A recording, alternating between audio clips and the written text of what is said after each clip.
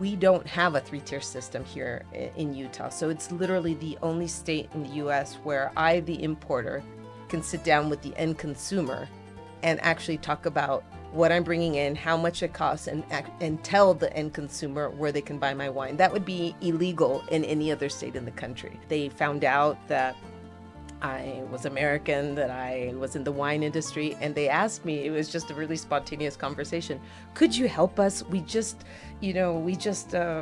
bottled our first vintage. Could you help us maybe introduce our wine to the US market? That is literally where I had kind of my light bulb moment.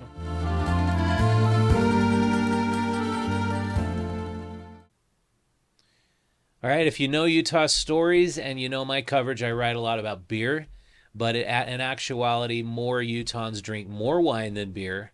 And I've been a bigger and bigger fan of wine as I've gotten older, so I'm really happy to have you on the program, Stephanie. I'm happy to hear that. That's an interesting fact. Yeah, my wife's kind of made me more of a wine convert, and I do love, like, I spent some time in Alsace and got to tour some wineries there, and it was just incredible to see these like multi generational wineries. And so, how did you? I know this is a long story and probably a long answer, but how did you initially get so interested in vineyards and wine? I'll try to give you the abridged version. It's a little closer. Usually the way I start when I want to give people kind of context as to how I ended up in the wine business is by prefacing with it from the fact that I wasn't born into the wine industry. You know, now that I live in Italy, I know so many people in the industry that, as you say, multi-generation.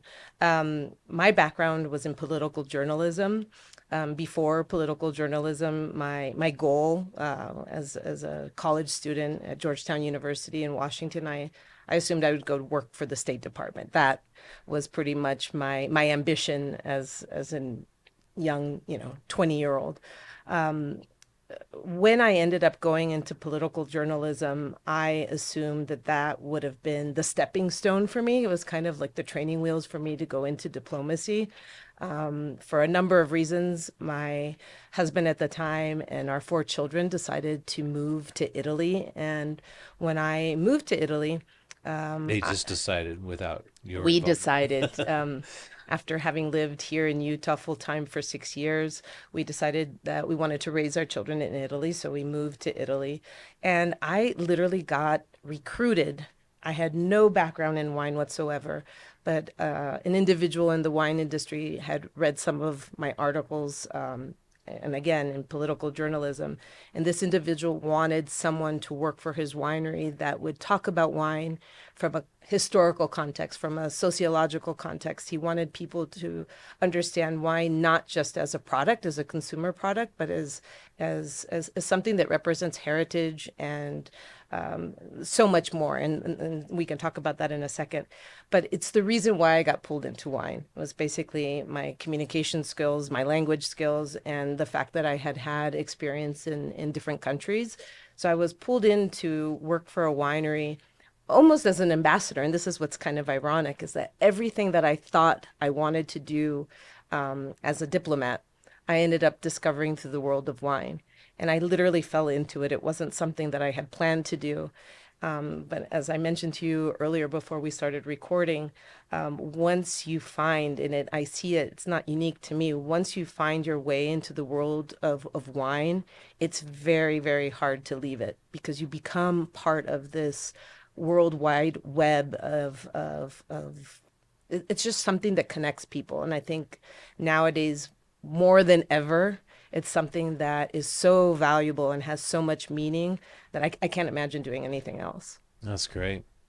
Yeah, I think what we probably can't get a sense of if we haven't been to either Sonoma County or either the wine growing regions, Napa, or especially if you've never been to the Champagne region or Alsace where I've been, is there's just like 1,000 years plus of history, and it's just that land is so ancient and those vineyards are so old and the tradition goes back so far. And I think to be a part of that and connect with that, you just feel like, I mean, when I met this man in a vineyard in Alsace, and he invited me to come eat dinner with him and hang out with him for a while. I just thought this is just absolutely unlike anything else I've ever experienced because this vineyard's like 1,000 years old, Yeah. and it's just hard to get a sense of something that's older than our country, by a long shot. And so so being an ambassador, like you described, does that mean you get to go introduce people to the wines of your region or wines in general, or what, as a wine importer, what does your job look like? So, like I said, I entered the wine industry working for a specific winery, and then as things evolved, I basically converted to this way of life, and that's where I became inspired to go into importation. And my focus, basically my specialization, if you will, is in advocating for small family farms. So these generational farms that you're talking about, but on a tiny, tiny scale, and they tend to be wineries. And I should mention that I focus exclusively on Spanish and Italian wineries. Those are the languages I speak. I'm based in Italy. They tend to be producers that I come into contact with just by being part of the community. So a lot of times they're not wineries that I discover necessarily because I've gone out of my way shopping for a new winery. They're people that kind of organically come into my sphere. I first and foremost fall in love with the people behind the projects. And this is something that I can't say enough. We have good vintages, bad vintages, excellent vintages. If you don't like the person behind the project, how are you going to sell their wines in a bad vintage? So ultimately, you have to make that human connection. And again, that's really the genesis and the motivator for me. So to answer your question, now as an importer, in many ways, I'm an ambassador for those families. I'm an ambassador frequently for regions of Italy and Spain that few people are really familiar with.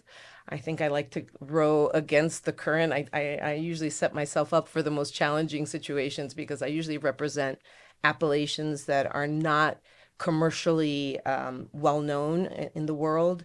A lot of times they're grapes that people have seldom ever heard of here in the United States. And certainly they're brands that no one has ever heard of. So that's where Utah comes into play.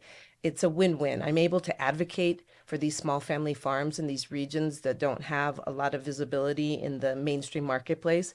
But at the same time, I'm able to advocate for consumers here in Utah that are underserved by mainstream importers. So it's a win-win. It's a two-way road where a connection is made not just between me and these producers, but literally between consumers here in Utah and these small family wineries in Italy and Spain. That's really cool. And so I would assume in the wine industry, it's similar to the distillery and beer industry, that the biggest brands have the most exposure, Correct. probably the most markets. And so you're able to go in and say, have you ever heard of this unique Spanish wine that's in this family farm? Would you consider carrying this in the Utah State liquor store? Do you talk to a DABC or a UDAB's director about, is That's that one component. So another really interesting layer that's completely unique to Utah is certainly one of the main goals, an important goal for me anytime I'm introducing a winery or a specific wine for the first time to the market.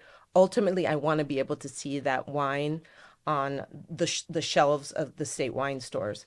But that is never the first step. The way I'm able to introduce and establish traction for these wines is through the special order system. And that's where I proselytize the most because a lot of times people that are living in Utah are wine lovers and have to go out of their way or think that they have to go out of their way to go out of state to find good wines, are not familiar with a system that they have already set up and accessible to them.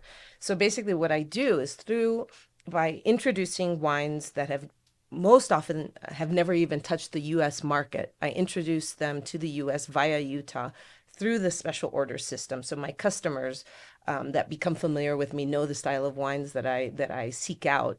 They will support these wines. And this is what's so, I think, representative. So it illustrates the Utah way where people really support my project and understand the ethos behind it. And they're willing to make a special order and commit to wines that they've never tasted. Hmm. And it's through that system that I'm able to prove to the state that there is demand for these very niche products. And once we establish that kind of demand or proof that there's that kind of demand, then I can go to the state, pitch that wine, and ultimately get the wine into state wine stores. So it's a kind of a two-step process. But if it starts with the customer, It's your relationship with the customer. exactly. Huh. I think that's the most important And thing. then your customers, you're the advocate for whatever brand. Exactly. That's interesting. Huh. Exactly. You got it. That's pretty cool. And so tell me a couple of the names of the brands and the grapes that are really unique that you work with. Well, I mean, I think the winery that I should mention, just because it established the precedent for me, is the winery with which I began this whole project. So I mentioned that I started in the wine industry working for a winery exclusively for one estate. Well, about 6 years into that job, which I absolutely loved, and this is another thing I should mention, the wine industry tends to suck you in to the point that you forget that you should, take time off because you're having such a good time and meeting wonderful people and traveling and enjoying wonderful dinners that you don't take time off and you don't rest, and that's not sustainable. So at one point, I told my husband, I'm going to leave you at home with the four kids and I'm going to go and walk the Camino de Santiago. So I'm going to do the Oh, Portuguese wow. route. We had a writer who And did I that. wanted to completely unplug, not think about work, not think about wine. Little did I know I would be walking through vineyards the entire time. So it was about, I don't remember, it was either the third or fourth day of my walk. Again, I'm walking solo. I went through a town called Pontevedra in Galicia. So we're in northwestern Spain, what's known as Atlantic Spain. This is Celtic Spain. And I was introduced to a husband and wife that had literally just bottled their first vintage of single vineyard Albariño. So Albariño is the native grape of Galicia, of the Rias Baixas. And that's where it all began. They found out that I was American, that I was in the wine industry, and they asked me, it was just a really spontaneous conversation. Could you help us? We just bottled our first vintage. Could you help us maybe introduce our wine to the US market? That is literally where I had kind of my light bulb moment. Um, Noelia Bebelia Albariño was the only wine that I imported for the first year and a half that I was in business. So people would stop me and ask me, "Oh, so you're an importer? Can I see your portfolio?" It was that one wine. Hmm. But that Wow. wine established that precedent, that model that I was just explaining to you, where it started out as a special order wine. People that I already knew here locally, especially in Salt Lake City, wanted to support this crazy project of mine. They started ordering it through the special order system, and it was within about a year that I was able to get it into state wine stores. And it has a cult-like following here in Utah. Say that name one more time. So it's called Noelia Bebelia, and Noelia Bebelia Does that have a J in it? Noelia, Noelia? no, like Noelia, and Oh, Noelia. yeah, Okay, exactly. got it. Noelia Bebelia. And a lot of people, if they're listening and they drink wine, they will be familiar with Noelia Bebelia. It has quite a following, and it's interesting because it has a great following with the local restaurants and hotels. So you'll find it a lot of times in wine on wine lists. Hmm. But it's also the kind of wine that people pick up at stores and they like having it at home to have, with dinner and when they entertain at home. So That's awesome. So, I mean, just so I understand your story right, you're walking the Santiago trail and you just stumble upon a vineyard and they're like, "Could you help us?" And you're just like, "Yeah, sure." And They, then that I didn't started. meet them in the vineyard. It was actually, if you want the whole nitty gritty, it was the owner of the inn where I was staying that when he heard what I was doing, asked me if he could introduce me to this young couple. Oh, wow. And I was on such a tight schedule because my husband and kids were going to be meeting me in Santiago 3 days later, and I had it down to the minute. Mhm. And I looked at the gentleman. I said, "I'd love to help you. I'd love to meet this couple, but I just can't. I can't fit it into my schedule." So when I arrived in Santiago, my husband rented a bus, a minivan, and took me back to Pontevedra, and we met them that following weekend. But it all happened really serendipitously. It was Yeah. because of that walk that I was introduced to that couple, and it's because of that couple that I'm sitting here talking to you Yeah, that's today. So so cool. life is kind of funny that way. Yeah. I I mean, when I met this guy at a fruit market in Alsace, and he had this vineyard, it was like extremely serendipitous as well. It's like, and it didn't feel like it was anything that special to him, but I'm like, It you're happens showing a me lot in the you're wine industry. showing This me is your this is vineyards. We're why tasting all the grapes. We're tasting his vintages. We're like, and then he took me on a. They were having like a meeting where all these guys were in robes, and they were like discussing about whether or not certain wines get to be called Alsace wines, and how there's too yeah. many people calling them Alsace when they're Right. not There Alsace. are And very strict appellation rules when you start getting into, especially those historic benchmark wine denominations. They're very rigorous in terms of, and that's why the quality is there. yeah, There's a reason for because that. you have a brand, like you have a brand, you can't call tequila you have to call it agave spirits if it's not made in Has tequila, to just be like certain grapes, champagne certain and certain vinification protocols, a certain type of ripening schedule. There's a lot that goes into it. Certain yields that are allowed in your vineyards. oh really? So, people see wine in a bottle and it just seems like, somebody with a magic wand made whipped up the wine and put it in a bottle. There's a lot that goes in behind the scenes, especially with those old world appellations. There's a lot. It's quite involved. One of the things I was going to mention to you, especially because we were talking about your Armenian heritage, talk about talk about um, the legacy. Talk about when I went to Armenia, I visited an area where they were making wine 6,800 years ago. That is where it all began. No way. So when we talk about France and Italy and Spain, especially the Romans and the ancient Greeks, imagine in the Caucasus, they were making wines 4, 5, 6,000 years before that. Golly. So it's almost too much to fathom. Yeah. Yeah, that's insane. And so as you developed your brands and the businesses, the vineyards you'd want to work with, how did you decide which ones you wanted to represent and bring to Utah? Like, did you just have to go visit them all and meet them all? And I certainly, like I said, for me, the most important criteria was the relationship with the people. mhm. And a lot of times, I can think of several instances in which I met the people without even being able to taste their wines, and maybe months would pass, and then finally I had the opportunity to taste the wine. But the initial contact or the initial connection wasn't so much seeking out a product per se, but it was meeting someone that I could imagine being in a relationship with, you know? Because like I said, the wine industry has so many variables, so many unforeseen things that you can't calculate or plan for. And so if you don't have a partner there that you can work with through thick and thin, I mean, right now we're going through the tariff situation. Noelia Bebelia, the winery that I've been working with the longest, as soon as they heard the situation, I didn't even have to ask. They picked up the phone and said, Stephanie, we want to support you in this. We can work on our prices. We need to make this work. We do not want to abandon the Utah market because the price increases. We don't want to create any kind of vacuum for you, and we believe in your project. So that's what I'm talking about. Wow, that's cool. People that are willing to work with you, and especially in the difficult times. It's always easy to work with someone when everything's going well. What kind of tariff is going to be on Italian wine now? Do you So know? Italian wines and Spanish wines, which are my basically my portfolio, are subject to 15%.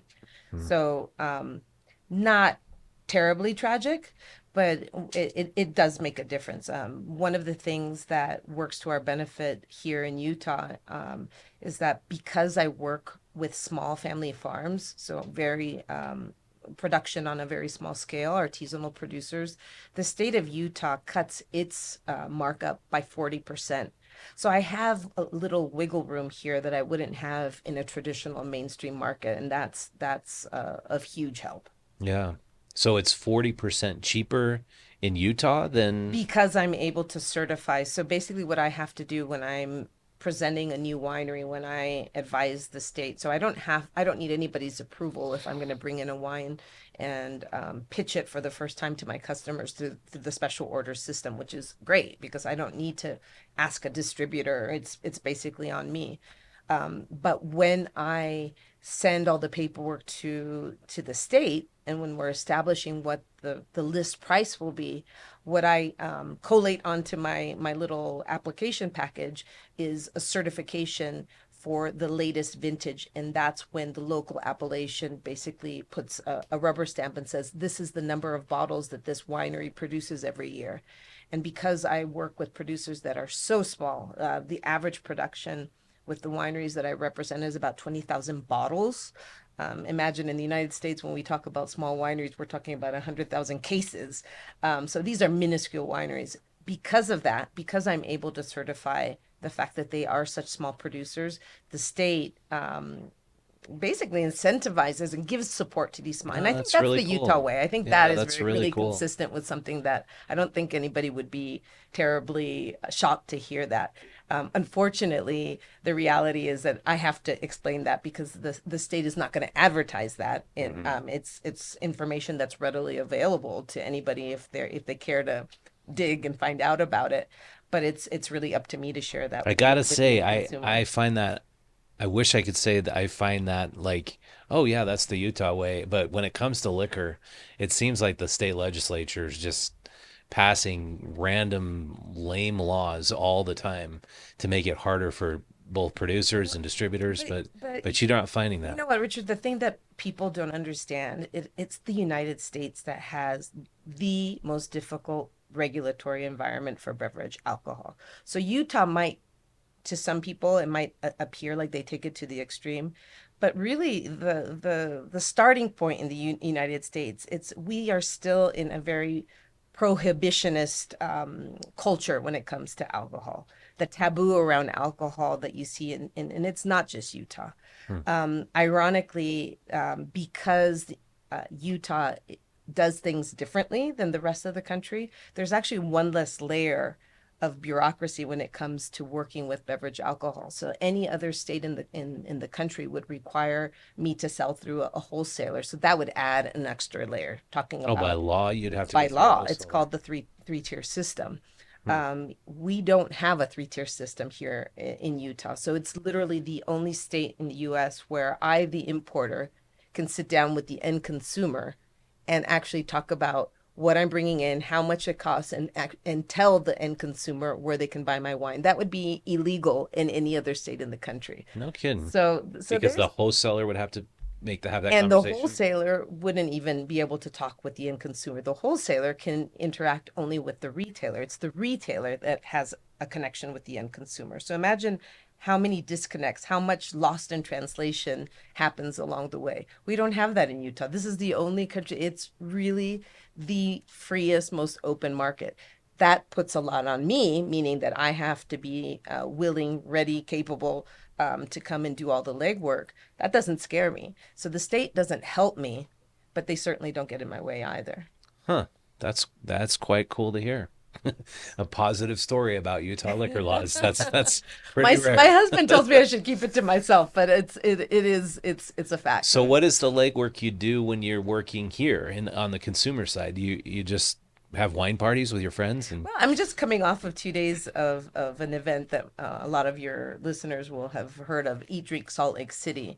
oh It's yeah. yesterday I did a wonderful private tasting mainly with members of the hospitality industry, and the day before it was open to the entire public, so a lot of consumers. And that's what it takes. It's being part of a community. Most often, they're people that I know on a first name basis, and it's this wonderful opportunity to come together once a year and taste new wines and talk about what's going on with the current vintage or even just in our personal lives. And it reinforces that human connection that I keep telling you about. The wine obviously is important, but I like to say that the wine is more the vector, it's the vehicle. Ultimately, it's not wine in and of itself. It's how it brings people together. Hmm. And so yeah, obviously I'm able to kind of have the best of both worlds because I live in Italy, but I could not do what I do if I were not spending time here on the ground and interacting with people, having those conversations, and yeah, opening up a bottle of wine and sharing that with the people that I know. That's really cool.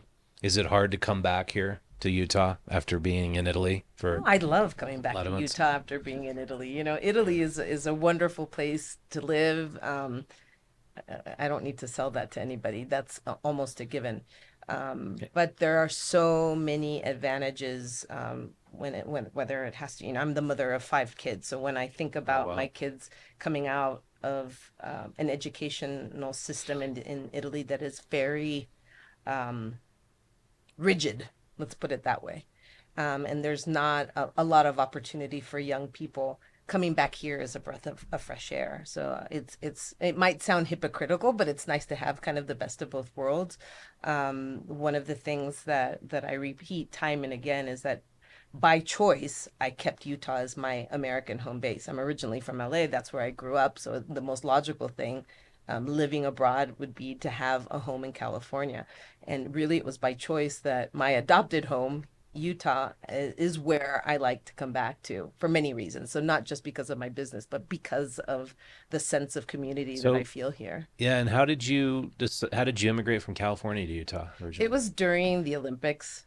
So my husband at the time was part of the creative team that designed the medals and the torch and a lot of different basically the branding of the 2002 Winter Games. Cool. So we thought we were going to come be here for about a year and then go back. And I fell in love with Utah. Hmm. I really did. Wow. Yeah, it's kind of hard to leave, I think, once you come here. Yeah. And I, it's hard to explain to those that haven't experienced it. I think there's so many misconceptions about Utah. I think there are misconceptions about Utah even for people that live in Utah. yeah. I'm telling you about the special order system, and Yeah. it seems like a revelation. But once you're here and you do become part of it, it's very hard, at least within the American context, I think, to find something that is as in terms of the quality of life and the work life balance and that the human side of it, I think, is incomparable to anything else. And you're not so much in the outdoors. That's not one of the main reasons. Not anymore, no. And I think I that's one of my biggest regrets. I don't regret having as many kids as I have, but during my years when I lived here full time, I was either pregnant or had I had very small children at the time. So even though I grew up as a skier in California, I never was able to do much skiing here in Utah, and I'm almost embarrassed to admit that. But Yeah. life is full of chapters. There's one thing that have learned from living in Italy. Americans, we like to say that life is short. Italians always say life is very long. They remind you that there's no rush. There's chapters in our lives, and each chapter of our life can be lived out in a different way, and we don't need to be in this mad rush. So I think um, if I have to justify why I want to keep a base here, but also why I chose to raise my children in Italy. It's kind of that ethos that you can have a very full and fulfilling life, but you don't necessarily have to be in a rush to do it all at the same time. Yeah, I think that's definitely the quality the Europeans have on us. When we go to my wife's hometown, nobody's in a hurry. No. And you'll be And that can talking. be frustrating Yeah, when you're not it's used to hard to that. get used to because Yeah, we could be walking someplace for lunch and then we're talking to somebody on the side of the road for like 20 minutes. right. And then if they got time, they might just come to lunch with us or we might Yeah, walk around and do yeah. stuff and it's like this it is like a totally different ethos and you get used to like not looking at your watch so frequently and Hmm. meals go on for a long time and I know Italians are notorious for that Yeah, like really yeah, long meals yeah, yeah. That's but exactly. it's I think everybody should visit Europe because you get acquainted with this completely different lifestyle and It's a nice lifestyle. It is. But by the same token, Utah has an excellent lifestyle. If there's that one thing that I have to pitch to people, and when we talk about ambassadorship, it wasn't something that I set out to do, but I do a lot of ambassadorship for Utah when I'm in Italy, just by virtue of the fact that I'm importing to Utah. In Italy, this will make you laugh, but when I tell people that I have a home in Utah and I import to Utah, most often Italians assume that Utah is the land of the Amish, and they always say, "Well, we didn't know that the Amish drank wine." Well, they probably don't, and neither do the Mormons. But it's so I do a lot of correcting misconceptions, put it that way. Yeah. And I spend a lot of time having that conversation. And then Yeah, all of but a it's sudden, usually the Amish they think that live here. it's usually the Amish. And even the Interesting. visual, I mean, the optics is very Amish oriented. Yeah. So I dispel a lot of myths on that end as well. Yeah, it's like we have a niece in Bosnia, and all she's done since she moved back to Bosnia and Germany when she moved back when she was only 8 years old is watching American news and movies. She's like, I just don't know how you guys deal with all that violence all the time, shooting and guns and gang warfare. How do you like? Are you ducking bullets all the time? Well, It's no like, comment. yeah, I'm not gonna, let's not get into not that. quite exactly like Yeah, that, but. yeah, But yeah, it's always the conception is different than the reality. But exactly. well, it's been great talking to you, and it's very Same cool what here. you're doing. Are you going to the wine festival in Park City? I'm not because now that I have a winery, I have to get back for harvest. So Oh yeah, that's the one thing. I don't have all of the room, all of the time that I used to have before starting the winery with my husband. So that's kind of and you're doing a lot the of the other work. layer. You're on your own. So I wear two hats. I'm a wine importer here in Utah, but I'm a wine producer in Italy, in Puglia. And this And is one of your products right here, right? yeah, so this is a This is vermouth. really pretty packaging. We make a wine called Silos, which is available at state wine stores with Silos, and this is kind of an interesting thing. With Silos, we make an infusion. You want me to help Is you there with a that? trick to that? Kind of. So Oh, basically, there you go. vermouth. A lot of times people are not that familiar with how vermouth is made. It's essentially a fortified wine. So we take our wine silos and do botanical infusions that are basically the way the wine becomes fortified. So there are 23 different botanicals that are indigenous to Puglia, where Oh our wow, winery I didn't know is that. located. And anyways, enjoy this, chill it, Yeah. and you really don't have to add anything to it. Basically, the cocktail's already in the mix with the botanicals. You'll really, Wow, thanks so really much. enjoy it. Yeah, we will enjoy it. Is it something like a gin then with all the No, botanicals, so or is it? imagine it's essentially wine, and then what we do, it's 23 different tanks. Each tank has a separate Oh, okay. botanical. And it's not distilled or anything. No, so the Oh, we have a question. yeah. Okay, Or vermouth. so the vermouth is an example of a special order product. It's here in Utah. So anything that I import to Utah is already here stateside, and I have a warehouse here in Salt Lake City. So basically, you just jump onto the DABS website, and you can order anything that's on my website. So if you go to terrastoria.com and click on portfolio, you have the whole list of every product that I currently import. If it's on my website, that means it's already here in Salt Lake City. The portfolio website specifies if it's state listed, meaning you can pick it up at the state wine store, or if it's special order. If it's special order, you just place the order, and usually within about 48 hours, I'm able to deliver the product to the state. And at that point, you designate the wine store of your preference, so whatever's closest to home, and the state will deliver it to that store for you. Awesome. What's that website again? And let's put that in the notes, the show notes. Terrastoria.com. Terrastoria.com. And you just spell it T-E-R-A. Terrestoria. Terrastoria.com. Cool. I had to think about that. Just like, you put me on the spot. Well, awesome. Well, I want to try some of the wines you represent too, because yeah, wines are definitely distinct, and when you get a palate for it, it's not just like all red wine or white wine, and there's a lot to learn. Yeah, It's no, it's a fun and the thing. important we should have dinner together and open up some bottles. I don't like to be preachy, but if there's one thing I always tell people, don't drink wine as a standalone beverage. That's not, Yeah, you need to be sitting at the dinner table, those long, leisurely meals that you were just talking about.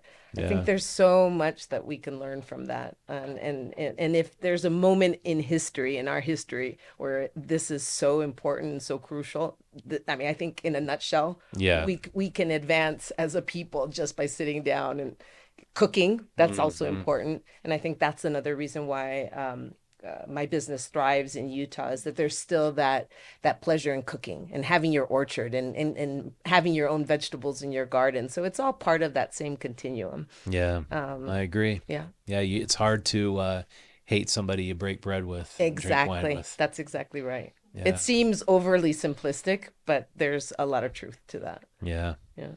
Well, thanks so much for coming on, All Stephanie. right. Yeah, Thank you, appreciate Richard. it. That was fun. Yeah. All right. And if you'd like to be a bigger part of Utah Stories and what we're doing here, go out to utahstories.com, subscribe to our free digital newsletter, or subscribe to our magazine, or become a member. And if you become a member, you get also Faces of Utah magazine. This is our brand new issue, and it's got awesome stories about farmers and entrepreneurs and criminal justice reformers. We have this huge list of contributors, an amazing team of people help put this together.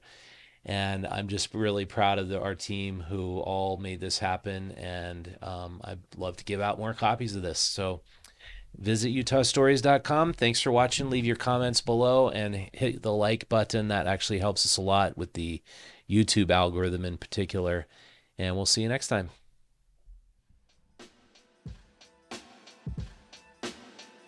Clark's Auto is Utah's premier independent Subaru mechanic and auto shop. Check them out at clarksauto.com and on the back of Utah Stories magazine.